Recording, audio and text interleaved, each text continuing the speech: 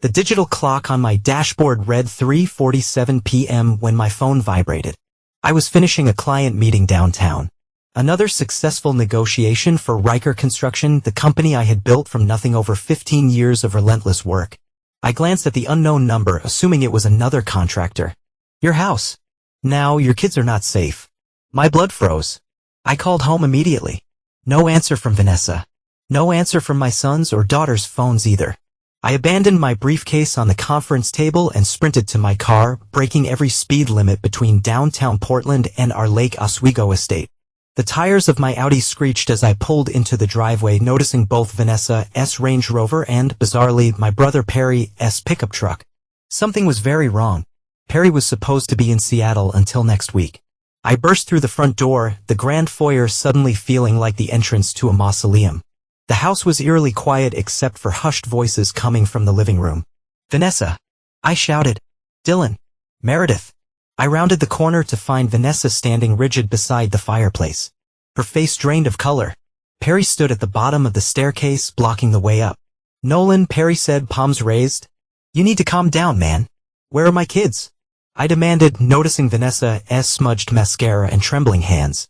They fine, Perry insisted. But do not go upstairs. It's not what you think. Vanessa suddenly lurched forward. They made me. Please do not look in their rooms. A chill ran down my spine. Who made you do what? When neither answered, I shoved past Perry and took the stairs 2 at a time. I heard their footsteps behind me. Vanessa's desperate pleas echoing through the hallway. I pushed open Dylan's door first, empty. Then Meredith's, also empty. Finally, I reached the guest bedroom at the end of the hall and twisted the knob. What I witnessed was unimaginable. My children, Dylan, 17, and Meredith, 15, sat bound to chairs, duct tape across their mouths, eyes wide with fear. Standing over them was a man I recognized instantly. Lawrence Woodfield, my business partner and supposed friend of 12 years. Nolan, Lawrence said coolly, lowering the gun he'd been holding. Right on time. What the hell is this? I roared, lunging forward only to feel Perry grab me from behind. Easy, Lawrence warned, raising the gun again. This is a conversation long overdue.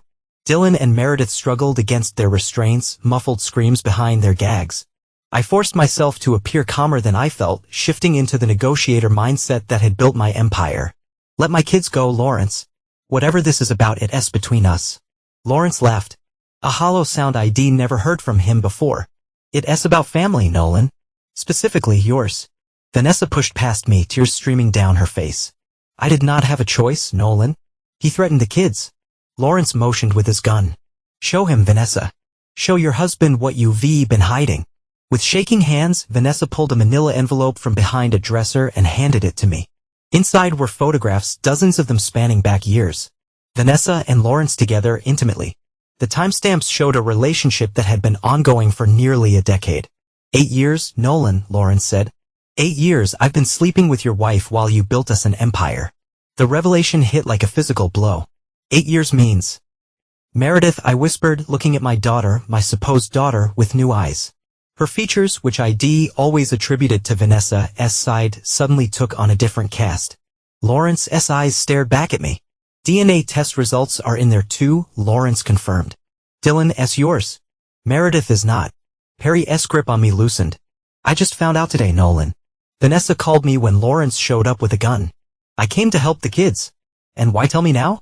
I asked Lawrence, my mind racing to process this betrayal while simultaneously calculating how to get my children, at least Dylan, to safety. Because you pushing me out, Lawrence snarled. The Mitchell contract. You restructuring to minimize my stake. After everything I've contributed, you contributed nothing but lies. I built Riker Construction, I spat. You rode my coattails. Lawrence pressed the gun to Meredith's temple, causing her to whimper behind the tape. You think you can just discard me? That my daughter should grow up calling another man father. In that moment, rage crystallized within me into something cold and focused. I would get my family to safety. Then I would destroy everyone involved in this betrayal. Even if that included my wife of 20 years and the girl I'd raised as my daughter. What do you want? I asked, my voice deadly calm. New terms. 50% ownership. Full partnership. An acknowledgement of Meredith as my daughter. Behind us, sirens wailed in the distance. Lawrence's eyes widened. You called the police, he demanded of Vanessa. I did not, she began, but Perry cut her off. I triggered the silent alarm when I first got here, he admitted. I was trying to buy time. Lawrence panicked, waving the gun between us. In that split second of distraction, I charged, tackling him to the ground. The gun discharged, the bullet splintering the ceiling as we wrestled. I slammed his wrist against the hardwood until the weapon clattered away. Police stormed the house moments later, finding me with my knee pressed into Lawrence's throat, his face turning purple, my children still bound in their chairs, and my wife and brother watching in horror as 15 years of restrained violence emerged all at once. As the officers pulled me off Lawrence, a clarity I'd never known before settled over me. Every person in this room, except Dylan, had betrayed me, and I would never, ever forgive any of them. The next 48 hours passed in a haze of police statements, consultations with lawyers, and uncomfortable hospital visits. Lawrence was arrested for kidnapping and assault. Vanessa, after extensive questioning, was released pending further investigation into her role in the incident. I moved Dylan and myself into the Four Seasons downtown while I processed what had happened and what would come next. Meredith stayed with Vanessa at her sister's place, a development that brought me no pain, only cold indifference. You should eat something, Dylan said, watching me stare out the hotel window at the city lights below. At 17, he suddenly seemed older, more perceptive. You have not had anything since yesterday. I turned to my son, my only true family now, and managed a grim smile. I'm not hungry. Dad, he hesitated, what happens now? With Mom and Meredith and everything. I sat beside him on the plush hotel sofa. Your mother and I are done. There's no coming back from this. And Meredith? His voice cracked slightly. Sister or half-sister, they grown up together. Lawrence's attorneys will push for paternity rights, I said flatly, which works for me. I have no interest in raising another man's child. Dylan flinched at my coldness, but I could not soften this blow. The ruthlessness that had made me successful in business would now guide my personal life as well. Mom's called 6 times, he said, glancing at my silenced phone. She can call 100. I would not answer. My phone buzzed again, not Vanessa this time, but my lawyer, Benjamin Altman. What do you have for me, Ben? I asked, stepping onto the balcony for privacy. Lawrence made bail, Ben informed me. His family's got money. And Vanessa's been to see him. The news should have shocked me, but nothing could penetrate the icy resolve that had formed around my heart. Did you get what I asked for? Yes, Ben confirmed. Complete access to the company financials, personal accounts, all communications. And I've drafted the divorce papers with the terms you specified. And? I pressed. And it's brutal, Nolan. She gets nothing. No alimony, no property, minimal child support for Meredith that will end when paternity is established. You re-invoking the infidelity clause in your prenup and adding criminal conspiracy. Good, I said. File tomorrow. Any other matter? Ben paused. The private investigator starts tomorrow. Full surveillance on all of them. But Nolan, are you sure about this? Revenge will not bring. I'm not interested in your personal advice, Ben, I cut him off. Just your legal expertise. After hanging up, I returned inside to find Dylan asleep on the couch. His face looked troubled even in slumber. I covered him with a blanket, my hand lingering on his shoulder. For the first time in days, I allowed myself a moment of tenderness, a fleeting reminder that, despite everything, some bonds remained unbroken. I promise you, I whispered, when this is over, we'll rebuild. But first, I'm going to make every one of them pay. That night, I created a new note on my phone, titled simply, The List. On it, I wrote 4 names: Vanessa Riker, Lawrence Woodfield, Meredith Woodfield, Perry Riker. Beside each name, I wrote a single word. Unforgivable. My phone buzzed with a text from an unknown number. The same one that had started this nightmare. Satisfied with what you found? The truth hurts. Does not it? This is just the beginning. A friend. I stared at the message, a new realization dawning. Someone else was involved. Someone who had wanted me to discover my wife's betrayal. But who? And why? The game was more complex than I'd thought. But I'd always been a quick learner. 3 weeks after what Dylan had taken to calling the incident, I sat in my newly rented penthouse office downtown, surrounded by evidence boards and computer screens. The walls displayed surveillance photos, financial records, and timelines, a war room dedicated to understanding the full scope of the betrayal. My private investigator, Rosalind Baker, a former FBI agent with a reputation for ruthless thoroughness, spread new photos across my desk. Lawrence and Vanessa met again yesterday, she informed me, tapping a particularly damning image of them embracing outside a lakeside cabin. They were not even trying to be discreet anymore. And Perry? I asked, reviewing the other photos. Still playing both sides. He visits you, then reports back to them. Classic middle child syndrome, CA not pick a team. I pinned the new photos to the appropriate board. 3 weeks of investigation had revealed a betrayal far deeper than just an affair. Financial trails showed Lawrence and Vanessa had been systematically siphoning information about my clients and projects for years, allowing Lawrence to swoop in at crucial moments with solutions that made him look indispensable. What about the text? I asked. Any leads on who sent the original message? Rosalind shook her head. Burner phone purchased with cash. But I'm still working facial recognition on the convenience store footage. The mystery texter continued to send messages, always revealing new betrayals, always signing off as a friend. Their identity remained the most intriguing puzzle. My phone rang. Dylan S. School? Mr. Riker. This is Principal Hargrove. There's been an incident with Dylan. He's physically fine, but he's been suspended for assaulting another student. I arrived at the school to find Dylan sitting outside the principal's office, knuckles bruised, face hard with an anger that mirrored my own. He deserved it, Dylan said immediately. Thomas Woodfield was running his mouth about Mom and his uncle Lawrence. Said our whole family was a joke. Lawrence's nephew. Of course. Principal Hargrove emerged, looking grave. Mr. Riker, given the circumstances, we re-suspending Dylan for 3 days. But considering the provocation and his previously spotless record, there will be no further action. In the car, Dylan stared out the window. Are you mad at me for defending myself? Never. I gripped the steering wheel tighter. But we do not let emotions control us, Dylan. We channel them. Like you redoing with those boards in your office, he challenged. Mom told me you have not responded to a single message about visiting Meredith. She cries about it. Meredith is not my concern anymore, I said flatly. She was your daughter for 15 years. She does not even know Lawrence and she is terrified of him. I pulled into a parking lot, turning to face my son. What exactly did your mother tell you? That she made a mistake a long time ago, but she never stopped loving you. That Lawrence manipulated her. That she wants to fix things. I laughed bitterly. 8 years is not a mistake, Dylan. It's a choice made thousands of times. Every morning she woke up next to me was a fresh lie. Dylan's phone buzzed. He checked it, his expression darkening. It's Mom again. She says she needs to talk to you. Something about threats she's receiving. Convenient timing, I observed. But this might be useful. Tell her I'll meet her. Public place. Tomorrow noon at Cardinal's restaurant. As we pulled back onto the road, my phone chimed with another text from a friend. Looking in the wrong direction, Nolan, the betrayal goes deeper. Check the lake house safe. A friend. The lake house safe contained only important documents and some family heirlooms. ID already checked it after the incident.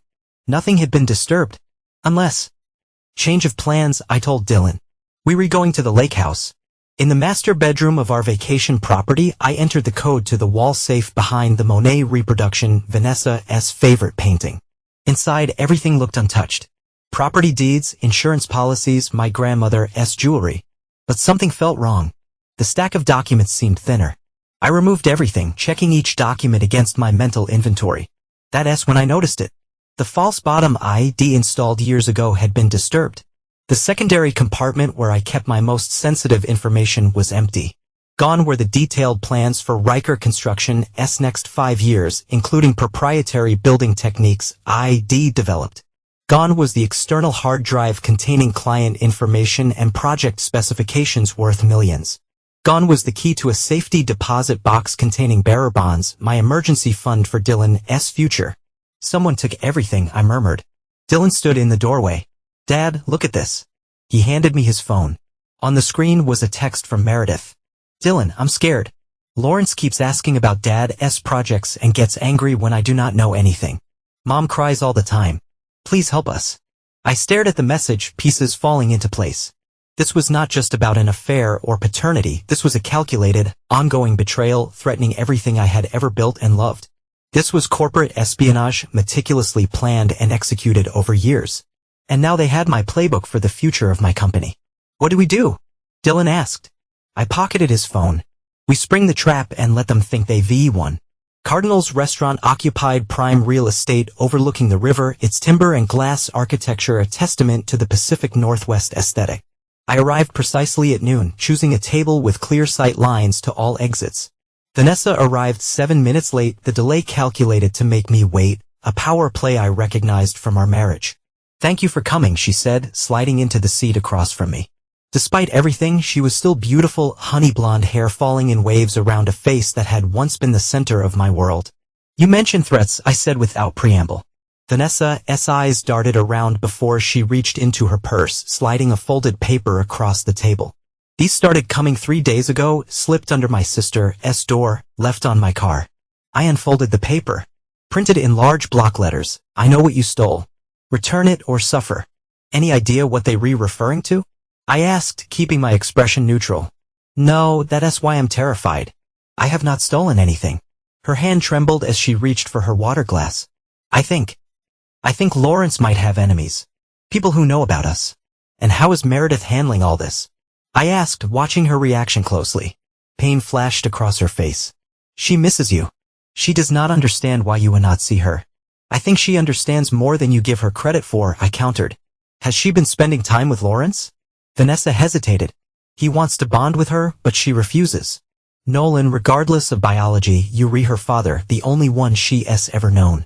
I leaned forward. Tell me about the safe at the lake house, Vanessa. Her eyes widened slightly, a tell she'd never been able to control. What about it? Someone emptied the hidden compartment. Took everything of value. I did not know there was a hidden compartment, she protested. Lying still comes easily to you, I observed. I showed you that compartment on our 10th anniversary when I put your grandmother's necklace in there for safekeeping. Vanessa's face crumpled. Nolan, please. Whatever you think happened, it's not what you believe. Lawrence, he changed after you started pushing him out. Became obsessive, controlling. He threatened me, threatened the kids. Yet you still sleep with him, I said, sliding my phone across the table to show her the surveillance photos. She stared at the images, color draining from her face. You having me followed. I'm documenting a criminal conspiracy, I corrected. Corporate espionage, theft of intellectual property, fraud. I never wanted any of this, she whispered. I made a mistake years ago and it spiraled. Lawrence has leverage over me now. What leverage? Financial, she admitted, her voice barely above a whisper as she avoided my gaze. I've been moving money for him, helping him hide assets from his ex-wife. If it comes out, I could face charges. This was new information. Useful. And the safe contents? Vanessa looked down. Lawrence made me tell him about it. Said he needed insurance against you. I did not know what was in there. I swear. Our food arrived. Neither of us had ordered. The waiter placed salmon for her, steak for me. Our usual orders at this restaurant. Vanessa looked confused. I took the liberty, I explained. Old habits. This small gesture, remembering her favorite meal, accomplished exactly what I'd intended. A flicker of hope crossed her face. She thought she was making progress, that my resolve might be softening. Nolan, she said, reaching for my hand across the table. We built a life together. 20 years. That has to count for something. I allowed the contact briefly before withdrawing. It counted for everything. That's why your betrayal can never be forgiven. Her eyes filled with tears. What about Meredith? Will you see her at least? She's innocent in all this. No one is innocent, I said coldly. But I'll consider it on one condition. Anything, Vanessa said quickly. Give me the contents of the safe. Everything Lawrence took. She hesitated. He keeps everything locked in his home office. I do not have access. Find a way, I insisted. Or I'll proceed with charges against both of you. As we finished our meal in tense silence, my phone buzzed with a text from Dylan. Uncle Perry just showed up at the penthouse. Says he needs to talk to you urgently. Perfect timing. The pieces were moving exactly as planned. I have to go, I told Vanessa, signaling for the check. Think about what I said. You have 48 hours to get those materials back. As I stood to leave, she grabbed my wrist. Nolan, there's something else you should know. Those threatening notes? Lawrence is getting them too. Someone else is involved. Someone who knows everything. I nodded as if this was news to me. 48 hours, Vanessa. Then I go to the FBI. Perry was pacing my penthouse living room when I arrived, looking like he had not slept in days. Dylan sat on the couch, watching his uncle with undisguised suspicion. Thanks for coming, Perry said nervously. I've been trying to reach you. I've been busy, I replied, pouring myself a scotch. What's so urgent? Perry glanced at Dylan. Maybe we should talk privately? Anything you have to say, you can say in front of my son, I insisted. Perry ran a hand through his hair, a gesture we shared, inherited from our father. Lawrence is unraveling. Nolan, he thinks someone's trying to destroy him. Karma's a real problem, I observed coldly. This is serious. He's paranoid, drinking heavily. He convinced you behind the threats, the break-ins at his office. I raised an eyebrow. Break-ins? Someone ransacked his home office 2 nights ago. Did not take anything valuable, just papers, files? He installed security cameras everywhere now. Perry's words hung in the air as the threat circling Lawrence started to crystallize into something even bigger than he realized. This was news to me and concerning. Someone else was moving pieces on the board. Why are you telling me this? I asked. Perry looked pained. Because I'm worried about Meredith and Vanessa. They staying with him now. Lawrence insisted. Said they needed protection. But I think he's just keeping them under control. Dylan stood up, his face tense. Meredith is with him? She told me she was at Aunt Clarissa's. Lawrence picked them up yesterday, Perry confirmed. Vanessa did not want to go, but she always does what Lawrence wants in the end, I finished bitterly. Perry approached me, his voice lowered. There's more. I found something in Lawrence's desk when I was at his house last week, a draft of new partnership papers for Riker Construction dated 3 years ago. He's been planning to take control of the company for years. Why show me this now? I demanded. You've clearly known about their relationship. I only found out recently, Perry insisted. After it all blew up. And I've been trying to figure out whose side to take. The fact that you had to think about it tells me everything I need to know, I said dismissively. Perry handed me a USB drive. Lawrence's financial records. Bank accounts, including offshore ones. Transactions between him and Vanessa going back years. And something else. Payments to someone named Alexander Voss. Large payments. I took the drive, suspicious of the sudden cooperation. Why the change of heart, Perry? My brother looked ashamed. Lawrence approached me last month. Wanted me to testify in the custody case for Meredith. To say I witnessed you being abusive to Vanessa over the years. Dylan sucked in a breath. That's a lie. I know, Perry acknowledged. I refused. That's when I realized how far he was willing to go. This is not just about an affair anymore, Nolan.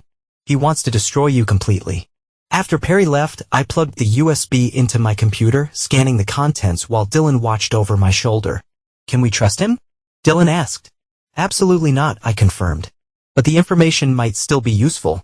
The financial records revealed exactly what Perry had described, plus something more troubling. Alexander Voss had received over $2 million from Lawrence in the past 5 years. Payments labeled only as consultation. Who is Alexander Voss? Dylan wondered. I shook my head. I do not know. But I intend to find out. My phone shone with another text from a friend. Voss is the key. He's been watching you for years. Cabin 17. Mount Hood Forest. Midnight tomorrow. Come alone. A friend. I stared at the message, a cold feeling settling in my stomach. This mysterious ally knew too much, which made them dangerous. What is it? Dylan asked, noticing my expression. I showed him the message. Someone's been manipulating this situation from the beginning. I think it's time I find out who. You see, not go alone. Dylan protested. It's obviously a trap. Every trap can become an opportunity, I told him. But you rewrite. I'll need backup. I called Rosalind, determined to prepare for whatever lay ahead. Explaining the situation, I listened as Rosalind responded. I do not like it, she said after hearing my plan. But if you determined, I'll position a team in the woods surrounding the cabin. First sign of trouble, we move in. That night, as Dylan slept in the guest room, I reviewed everything we learned. Someone named Voss was receiving payments from Lawrence. My mysterious texter knew about Voss and wanted to meet. Perry had suddenly decided to help me after months of fence-sitting. Too many variables. Too many unknown players. My phone rang. Vanessa. I can get the files, she said without greeting. Lawrence keeps everything in a safe in his basement. I know the combination. When I ask tomorrow night, he'll be at a client dinner until late. I can bring everything to you around midnight. Midnight, the same time as my meeting with a friend. Not possible, I told her. I have an engagement. This is our only chance. No one, she insisted. He's talking about leaving the country, taking Meredith with him. Using his money and connections to destroy you legally before he goes. I considered my options. Fine. The penthouse. 11:30 p.m. Come alone. After hanging up, I texted Rosalind. Change of plans. Need you at my penthouse at 11 tomorrow night. Vanessa is bringing the stolen files. Her response was immediate. What about the cabin meeting? I'll handle it, I assured her. Just be ready for a potential double cross at the penthouse. I went to bed that night with my mind racing, sensing that everything was coming to a head. Tomorrow would determine whether my plan succeeded or failed catastrophically. What I could not know was that someone else had been monitoring my communications all along, anticipating my every move and preparing a counterstrike that would change everything. The next evening, rain pounded against the penthouse windows as I prepared for Vanessa's arrival. I sent Dylan to stay with his best friend's family for the night, ignoring his protests. Whatever happened, I did not want him caught in the crossfire. At 10:45, Rosalind arrived with two of her team members, former military contractors who now worked for her private security firm. The building is secure, she informed me, checking her weapon before concealing it under her jacket. We've got eyes on all entrances. If this is a setup, we'll know before they make it to the elevator. And the cabin situation? I asked. My associate Martin is positioned there with thermal imaging.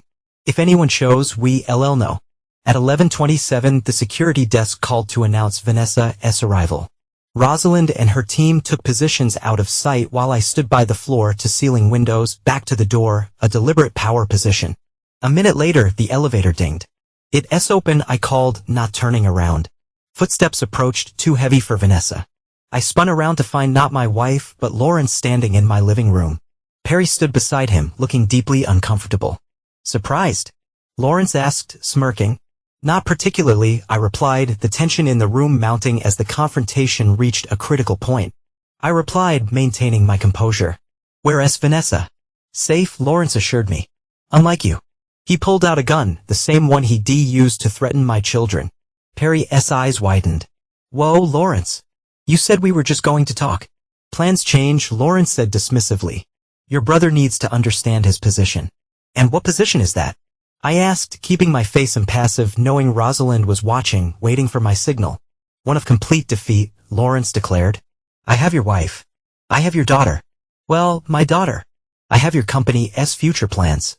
By this time tomorrow, your clients will be jumping ship to my new venture. All that effort, I observed. 8 years of sleeping with my wife. Stealing my intellectual property. Paying off this mysterious Voss person. Tell me, was it worth it? Lawrence's expression faltered. How do you know about Voss? I know everything, Lawrence, I bluffed. Every offshore account. Every payoff. Every blackmail scheme. The question is, does Vanessa know what you've really been up to? Perry edged away from Lawrence, sensing the situation deteriorating. Lawrence, maybe we should just go. This is not shut up, Lawrence snapped. Your brother destroyed my marriage years ago. Took clients that should have been mine. This is justice. I laughed coldly. This is pathetic. You could not build your own success. So you decided to steal mine, including my wife and child. Lawrence raised the gun higher. You always thought you were better than me. The self-made man who started with nothing. Did you ever tell Vanessa that your first major client came through my family connections? That without me, you'd still be pouring concrete foundations. Is that what this has been about? I asked. Wounded pride? It's about what's mine, Lawrence shouted. The company should have been equal partners from the beginning. Instead, you took majority control and treated me like an employee. I stepped closer, ignoring the gun. Because that's what you are, Lawrence. An employee, a mediocre one at that. Lawrence's hand trembled with rage. You think I would not shoot you? Right here? If that was your plan, you would have done it already, I observed calmly. Now put the gun down before my security team puts you down. Rosalind and her associates emerged from hiding, weapons trained on Lawrence and Perry. Lawrence's face contorted with fury. You think this changes anything? I still have everything I need to destroy you. Not quite, came a female voice from the elevator. We all turned to see Vanessa standing there, clutching a large leather portfolio. Behind her stood Meredith, eyes red from crying. What are you doing here? Lawrence demanded. You were supposed to wait in the car. I'm done waiting, Vanessa declared. Done hiding. Done being controlled.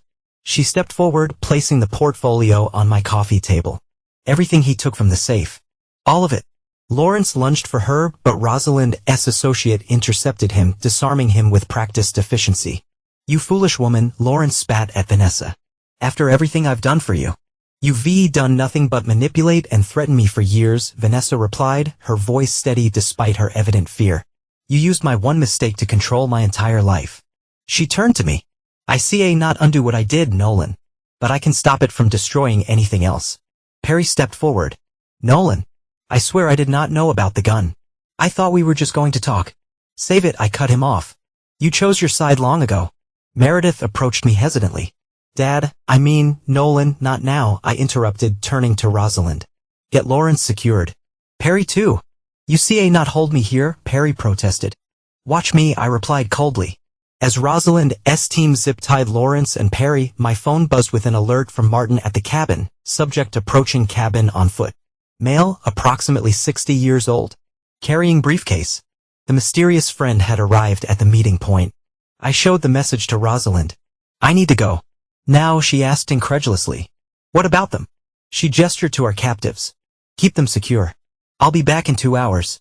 I turned to Vanessa and Meredith. You two stay here as well. We're not finished. Nolan. Please, Vanessa began, but I was already heading for the elevator. Dad, wait, Meredith called out, the word dad hitting me like a physical blow. I hesitated, then continued without looking back. As the elevator doors closed, I heard Lawrence's desperate voice. He's going to see Voss. Stop him. The final piece was about to fall into place. The drive to Mount Hood took just over an hour. The forested road was slick with rain and treacherous in the darkness. I kept the headlights off as I approached the cabin area, parking a quarter-mile away and proceeding on foot with only a small tactical flashlight to guide my way. Martin materialized from the trees like a ghost. Subject entered the cabin 20 minutes ago. No other movement since. Anyone else in the area? Not that we've detected, he confirmed, but visibility is poor in this weather. I handed him my phone. If I'm not out in 30 minutes, call this number. ID programmed in an FBI agent, Teresa Hammond's direct line, a former client who owed me a favor. The cabin was small and rustic, a dim light visible through rain-streaked windows. I circled it once, confirming no other exits beyond the front door and a small bathroom window too narrow for an adult to escape through. Taking a deep breath, I knocked firmly. It's open, called a voice from inside. I entered cautiously, hand near the concealed weapon at my waist. The cabin's interior was sparse, a table, 2 chairs, a small kitchenette, and a wood stove providing both heat and the room's only illumination. Seated at the table was an older man with silver hair and aristocratic features, dressed in an expensive suit despite the wilderness setting. Before him sat a leather briefcase and a bottle of bourbon with 2 glasses. He looked up, eyes sharp and assessing, and gestured for me to sit. Nolan Riker, he greeted me. Finally we meet in person. I'm Alexander Voss. I remained standing. You a friend? He smiled thinly. I prefer to think of myself as an interested observer. Please sit. We have much to discuss. I prefer to stand, I replied coldly. Why have you been sending me those texts? What's your connection to Lawrence? Voss poured himself a drink. Lawrence Woodfield is merely a pawn, a useful fool with resources and a convenient weakness for your wife. You orchestrated this, I realized. The affair, the betrayal, all of it. He laughed. Give me some credit, but not too much. The affair was organic enough. Your wife was lonely. Lawrence was attentive. I simply nurtured the situation once I discovered it. Why? I demanded. What could you possibly gain from destroying my family? Voss studied me for a long moment. Does the name Thomas Riker mean anything to you? The question caught me off guard. My father. He died when I was 12. Construction accident. Is that what your mother told you? Voss asked, his tone suddenly sharp. A chill ran through me. What are you talking about? Voss opened his briefcase, removing a file which he slid across the table. Thomas Riker did not die in an accident. He was murdered after he discovered that his construction company was being used to launder money for certain criminal enterprises in Portland. I stared at the file but did not touch it. You lying. See for yourself, Voss insisted. Police reports. Autopsy findings suppressed by a corrupt medical examiner. Witness statements that mysteriously disappeared from evidence. What does this have to do with me? I asked, though a terrible suspicion was forming. Everything, Voss said simply. Because the man who ordered your father's murder was my brother, Victor Voss.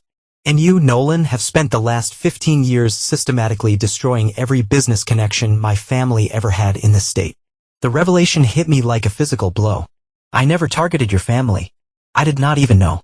Of course you did not know consciously, Voss interrupted. But subconsciously you were drawn to the same industries, the same clients. One by one you took contracts from companies connected to our interests. Cost us millions.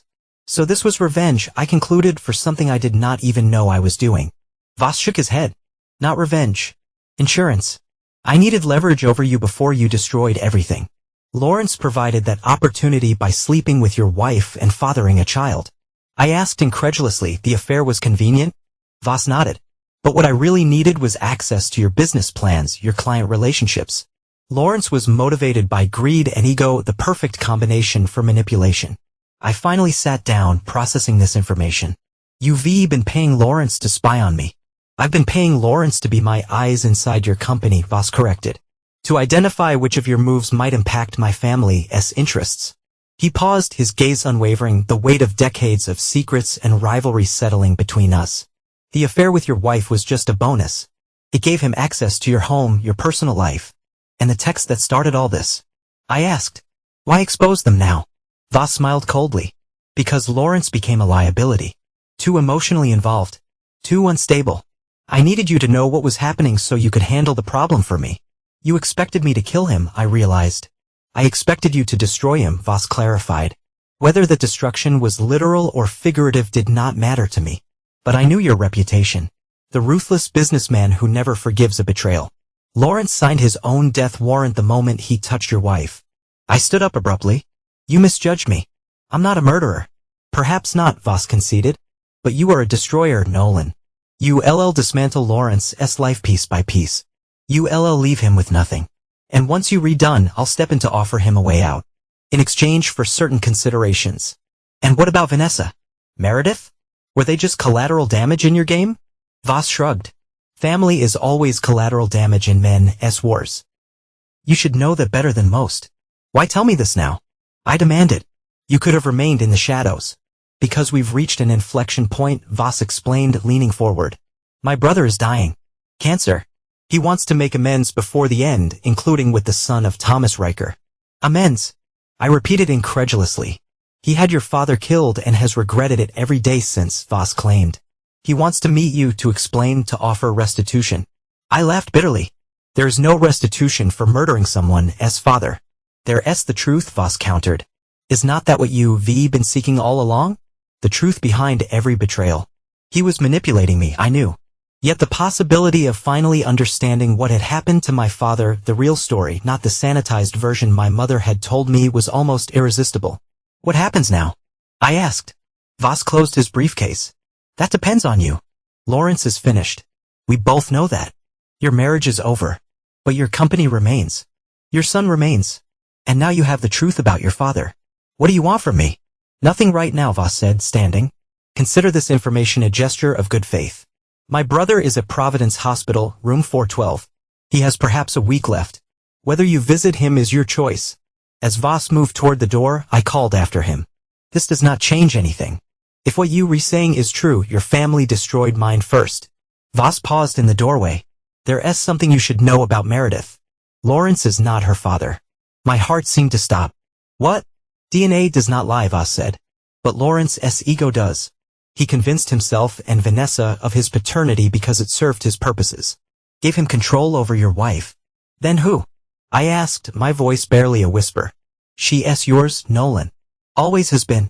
With that parting revelation, Voss disappeared into the rain, leaving me alone with a file full of explosive truths and even more questions than before. The drive back to Portland passed in a blur, my mind reeling from Voss's revelations. If what he claimed was true about my father, about Meredith, everything I thought I knew had been built on lies. I called Martin. Follow Voss? I want to know everywhere he goes, everyone he contacts. Already on it, he confirmed. He's heading back toward Portland. Next, I called Rosalind. Any developments? Lawrence tried to escape, she reported. Got himself tasered for the effort. Perry's been cooperative, mostly crying about family loyalty. Vanessa and Meredith are waiting in the guest room.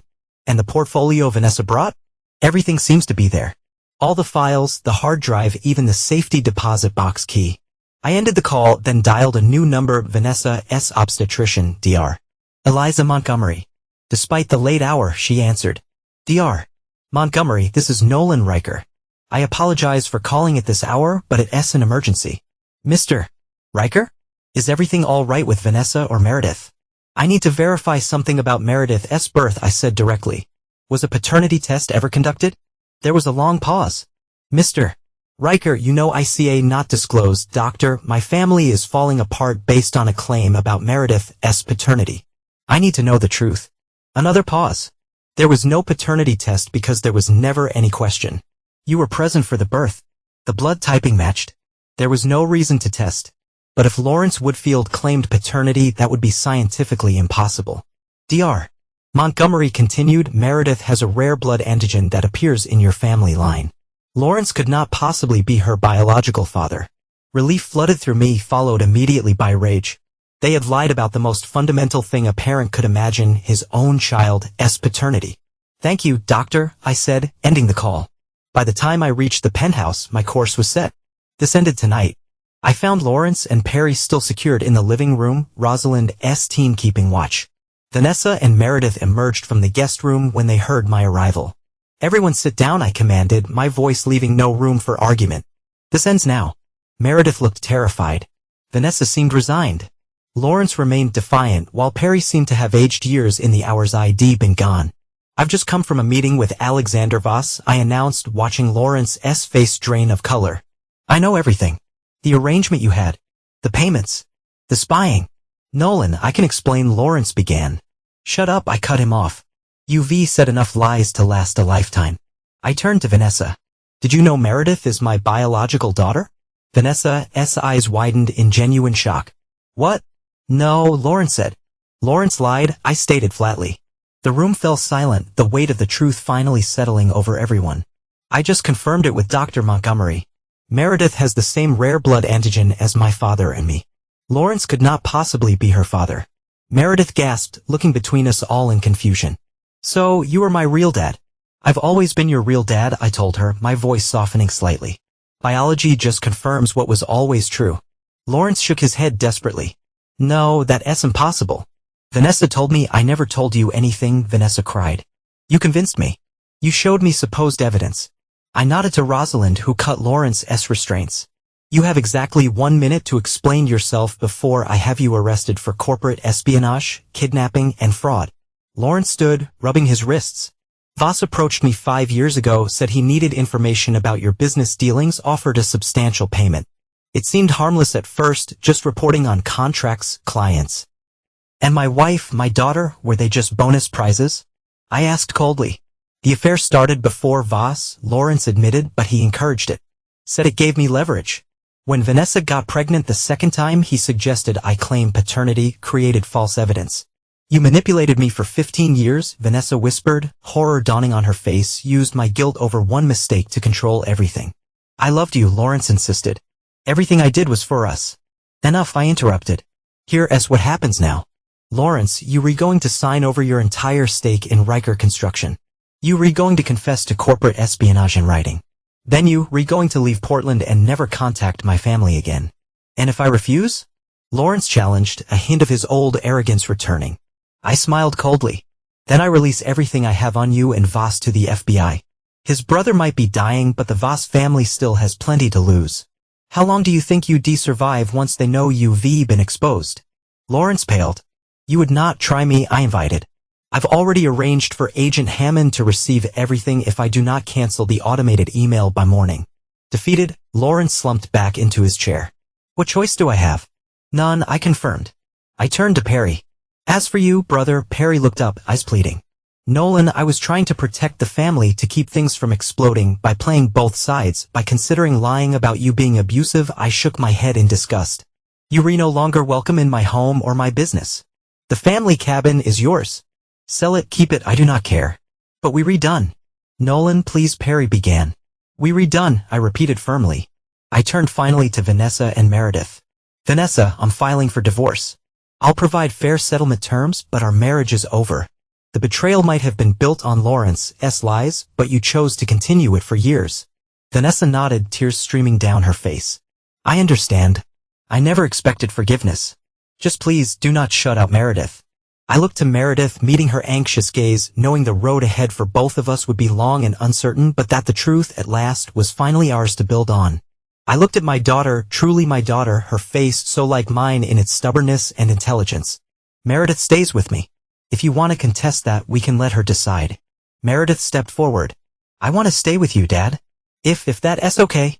It's more than okay, I assured her, allowing myself the first genuine smile in weeks. Dawn was breaking as Rosalind's team escorted Lawrence away to sign the necessary paperwork. Perry left without another word, the weight of his choices visible in his slumped shoulders. Vanessa agreed to move to her sister's while divorce proceedings began. As the penthouse emptied, I found myself alone with my children, both of them. Dylan had returned early that morning. "What happens now, Dad?" Dylan asked. I looked at the Voss file on the table, thinking of the dying man in Providence Hospital who had ordered my father's murder decades ago. "Now we rebuild," I said, placing an arm around each of them. "And we remember who we can trust." My phone buzzed with a final text from Voss: "Closure awaits. Room 412. I deleted the message. Victor Voss could die without my forgiveness. Some betrayals were simply unforgivable. Outside, the rain had stopped. A new day was beginning. Not a clean slate, I would never forget or forgive those who had betrayed me, but a fresh chapter, written on my terms. "Let us go home," I told my children. "The real work starts now."